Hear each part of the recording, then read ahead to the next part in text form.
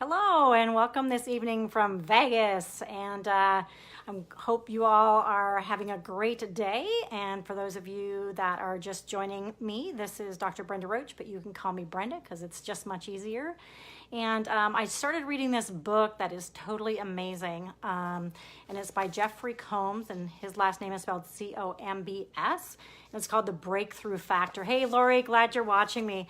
And it's totally amazing. Hey, Carrie, glad you're watching me. And I know you're down here in Vegas too.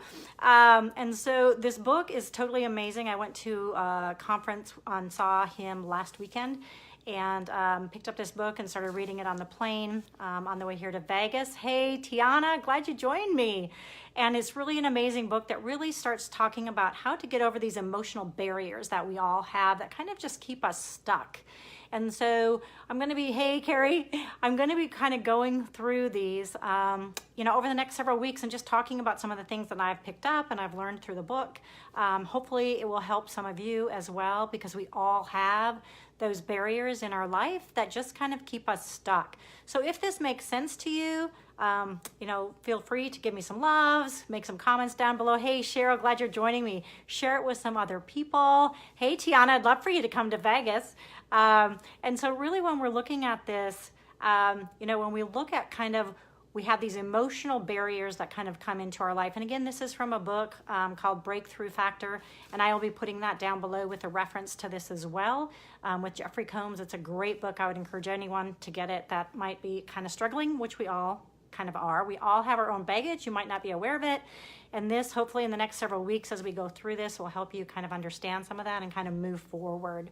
So prolonged feelings of, guilt and shame and anger and hate, resentment, overwhelm, fear, abandonment, rejection, are states of being that really create addictions. And most of the time when we think of addictions, we think of, alcohol or drugs or sex. And while those are true addictions as well, there's also other addictions that kind of keep us emotionally hostage. And those are procrastination. I know that one definitely is mine. Perfectionism, disorganization, another one of mine, under-earning, chronic debting, gambling, and it can go on and on.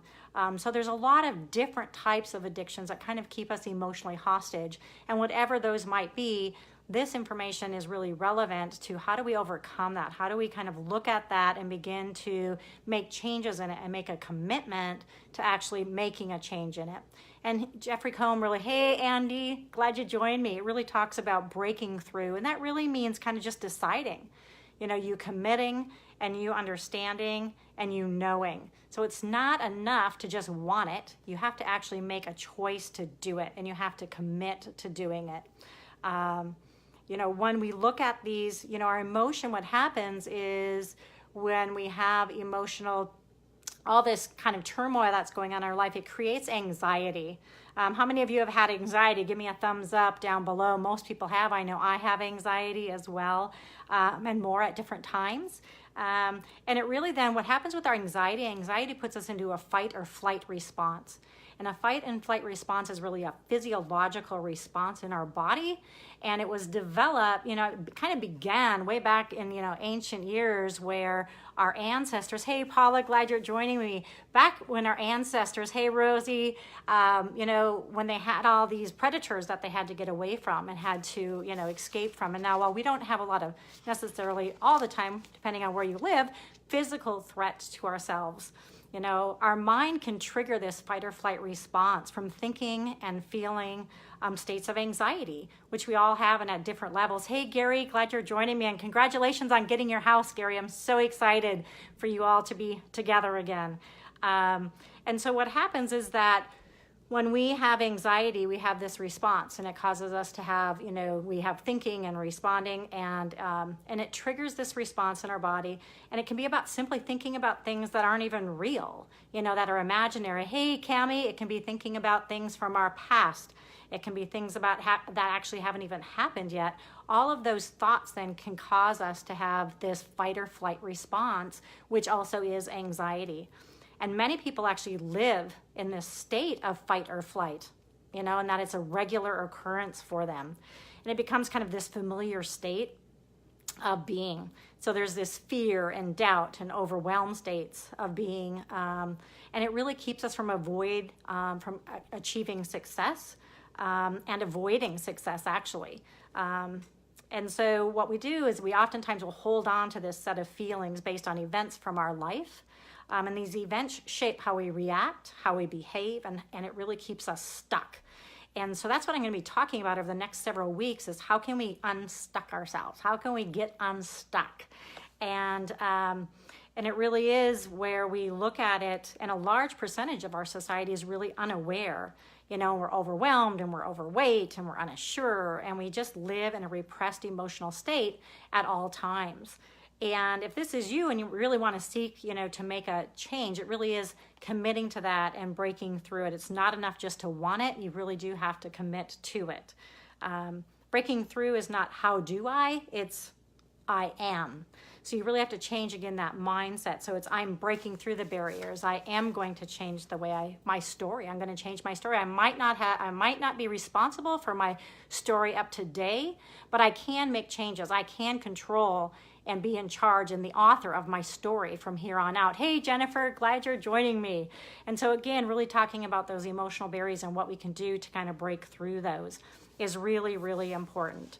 And so when we look at those and we look at that fight or flight response, what happens is we've already lived through the events that we get anxious about and causes us to go into this fight or flight response.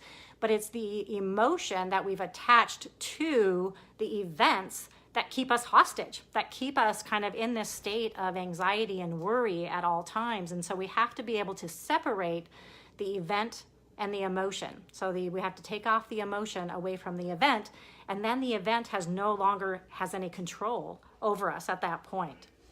And so when we look at, sorry, I had to look back. I heard someone coming in. I'm at the hotel here. And for many people, struggle is just a way of life. And struggle becomes a person's identity for some people. And actually, some people look for other people to struggle with. And then, it's really dark. It's exhausting. It takes a lot of energy to continue that struggle. And it really does kind of become some people's, identity when we look at that. And when we look at struggle, it really is resistance. So we have to kind of ask ourselves, what am I resisting? What is it that I'm resisting? And so when we look at that and you can start identifying that, you can really become enlightened and really, no longer struggle. And it's really kind of breaking through at that point and beginning to look at it. And if we think about our communication when we're kind of stuck, it's I don't know. I don't know why I do this. I don't know why I can't lose weight. I don't know why I can't stick with a diet. I don't know why I drank last night. I don't know why I keep getting into these relationships. I don't know why I keep having these failures in business, etc. So it says I don't know why. And so if you're committed and no longer attached to that emotion that goes along with the event, you can actually then begin to make movement. Because what happens is when we're in a high state of anxiety, our limbic system and our brain hijacks our brain. And our frontal lobe, which is our ability to think and rationalize and make good decisions and effective decisions, is really offline. And so we're not able to do that because our brain is hijacked by our fight-flight part of our brain. So we have to figure out how to release that. Hey, Abby, glad you're joining me. And again, if you're finding, this to be helpful, give me some thumbs up. Let me know. Share this with other people as well. And I'm going to continue this series for several weeks as well. And once we can let go of some of that baggage and get rid of that emotion that's attached to those events, we really can become living in a more conscious, environment, and we can live in joy and love and bliss and prosperity and reciprocity. Yet you no longer relapse back into whatever your addiction is. So whether that's procrastination, whether that's drugs and alcohol, whether that's sex, whether that's overspending, whatever that is, once we identify that and really get rid of the emotions that are attached to that and come up with, different ways of thinking, we really can prevent that from happening. We become rigorously honest with ourselves and others. And you can just let go of that struggle, and your emotional energy really begins to shift at that point. Struggling is really connected to avoiding and procrastination. How many of you avoid and procrastinate? I know I do, and I've been really, really working on that as well. Thanks, Paula. I'm glad to have known you for 42 years as well. And, when we struggle with a decision or we struggle with commitment, we're really giving ourselves permission to avoid and procrastinate. And so, hey, Deb, glad you joined me. And so when we're a chronic avoider, we're also a starter, and typically we're not a finisher. And so that really is something, when I look at myself and been doing a lot of, kind of self-awareness and a lot more self-development, really looking at that. I had a lot of things that I've started and not finished. And so this is an area that, again, I continue to work on as well. It's not, one thing you work on it and you're done. It takes time to continue to work on it. Many people struggle with commitment. It's unequivocally one of the biggest struggles to the largest percentage of people in the world as far as what we battle each day. Many people just struggle with their identity. And struggle has a lot of moving parts. You can start off the day wrong, Jeffrey Combs at this last weekend when I was at a workshop that he did, he talked about making your bed. And I really hadn't thought too much about that, but it makes a lot of sense, because maybe you start off and you don't make your bed that day. That's a routine. That's something you can mark off, check off right from the very beginning in the morning that you've achieved that day, and moving on. It's a habit that you can do, or you spend most of your day being overwhelmed. You're chronically late. We're unorganized. You're undisciplined. The bills start mounting up. Clutter starts mounting up. You're struggling with how to start, how to finish, what to do, who to be. All of these struggles that we have, and they lead to this emotion of being overwhelmed. And if you're overwhelmed, it really means that, you have a lot going on in your mind, and that noise in your head gets really, really loud sometimes, and you're indecisive, and you have a lot of obligations, and maybe you've over-obligated yourself. You do more for others than you do for yourself, and you start regretting it. You struggle to really break through. And you struggle with breaking free from all of this. And oftentimes then we just get stuck in it and we don't know how to kind of move on. So we just hold on to what feels comfortable. And that's doing the same thing over and over and over again. And if you all understand, if you have ever done anything in the addictions world, that's the definition of insanity. When we do the same thing over and over and expect a different outcome, it usually does not happen. And so when we think about letting go of our struggles, hey, Wendy, glad you joined me. Some of the things, that we need to ask is you don't want to ask, it's not asking how do I let go of the struggle. It requires a state of awareness, where you begin to understand why you do what you do.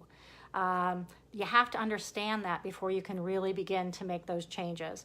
So this is your assignment, and I'll put these questions down in the comment section as well for you so that you can kind of understand those and kind of write through this. And I'd really encourage you, again, it's going to be an ongoing series, so I'd encourage you to come back next Thursday. I have to look at my schedule because I'm actually flying to Anchorage next Thursday, so I have to figure out when I'm going to be in the Seattle airport, and I'll do it from there. So I'll let you all know as well on that. But write down these questions, but otherwise it'll be every Thursday evening at 7:30 p.m. Mountain Standard Time. But these are the questions from what I've talked about today that you really need to start looking at if you want to start looking at how to break free from some of your emotional barriers and baggage that you have. So the first one is, are you clear on your dreams and goals, or are you uncertain? Number 2 is, do you prioritize your tasks? Number 3, do you over-obligate yourself to others to gain love and approval? Number 4, are you disorganized? Number 5, do you procrastinate or are you productive? Number 6, do you blame others for your challenges? Number 7, do you hold your parents, your partner, your ex-spouse responsible for your struggles? And what situations or actions do you keep repeating in your life? So writing those out, because we're going to be working through all of that as we continue going on. Because by asking yourself these type of questions, you can really begin to kind of uncover the cause that's creating, the effect of struggle in your life, and you can start breaking through those. And as you begin to move through that state of power and let go, you can change actually that neurochemical reaction in your brain that keeps you holding on to that emotionally addicted state, that keeps you with that anxiety. So you actually have the power to change that neurochemical reaction in your brain, which is pretty amazing. When you understand how you've been running on autopilot, which most of us do, you can put your hands on the controls and really start navigating, yourself in a new direction. You can start controlling where your life is headed and how the rest of your story is going to end.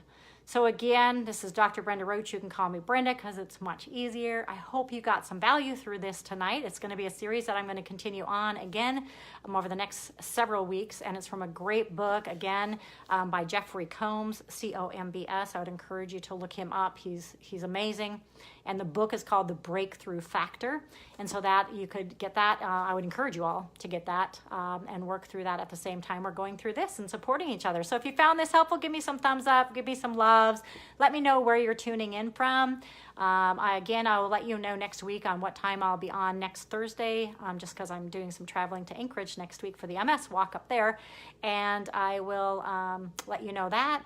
And also share this with other people that you think might be helpful to them as well. So thank you all. I hope you have a great evening, morning, afternoon, wherever you're tuning in from.